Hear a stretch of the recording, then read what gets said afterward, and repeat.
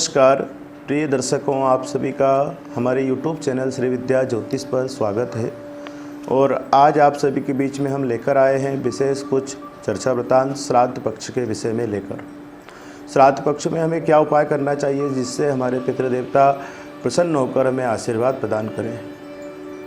ज़्यादा कुछ पितृदेवता हमसे अपेक्षा नहीं रखते हैं, परंतु पितृदेवताओं को कम से कम जल के माध्यम से तर्पण करना चाहिए। यह समय वह रहता है जिस समय काल में हमसे पितृदेवताओं को अधिक अपेक्षा होती है। पितृदेवता हमारे कुल के देवता होते हैं और हम कुल के लोग ही उनका पूजन कर सकते हैं।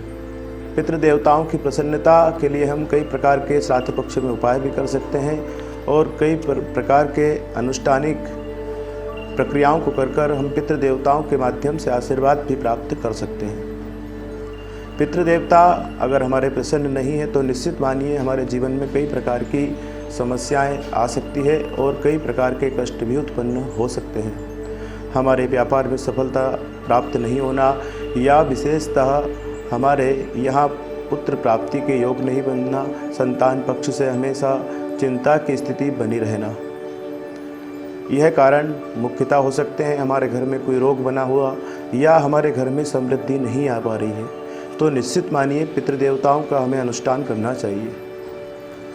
श्राद्ध पक्ष 11 सितंबर से 25 सितंबर तक रहेंगे। 16 दिन के श्राद्ध होते हैं और 16 दिन में हम हमारे पितरों के लिए विशेष पूजन पाठ करके उन्हें प्रसन्न कर सकते हैं और हमारे जीवन में चल रही कठिनाइयों को दूर कर सकते हैं।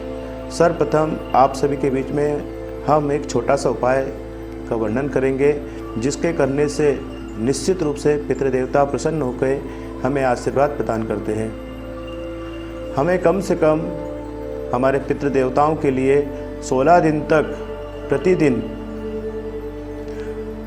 जल अर्पित करना चाहिए, अर्थात उनका तर्पण करना चाहिए।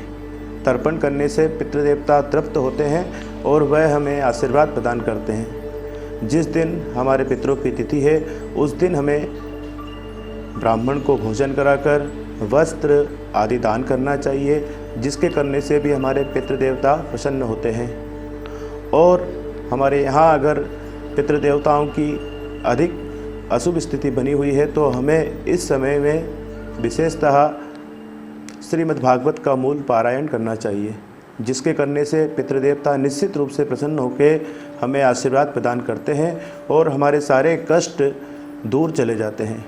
संतान पक्ष के लिए हम संतान प्राप्ति के लिए पितृदेवताओं की विशेष आराधना कर सकते हैं। एक छोटा सा उपाय आपके यहाँ पर संतान पक्ष से आपको संतुष्ट कर सकता है। पितृदेवताओं के लिए जिस दिन उनकी तिथि है उस दिन या पूरे 16 दिन पितृदेवताओं की प्रसन्नता के लिए हमें तर्पण करना चाहिए, ब्राह्मणों को भोजन कराना चाहिए और वस्त्र अन्न आदि का दान करना चाहिए। अधिक अशुभता की स्थिति में हमें श्रीमद् भागवत का मूल पाठ करना चाहिए, जिससे पितृदेवता हमें प्रसन्न होकर शुभ आशीर्वाद प्रदान करते हैं।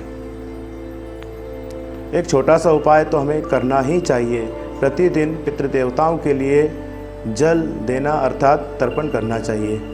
तर्पण करने में हमें कोई खर्च नहीं लगता है, हम स्वतः ही कर सकते हैं। कुछ क्रियाएं होती हैं, आप देख सकते हैं, हमारे YouTube चैनल पर उपलब्ध है।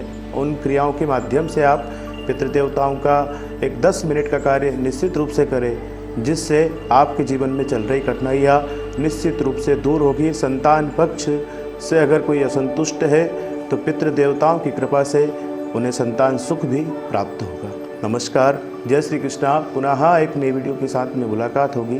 जय श्री कृष्णा।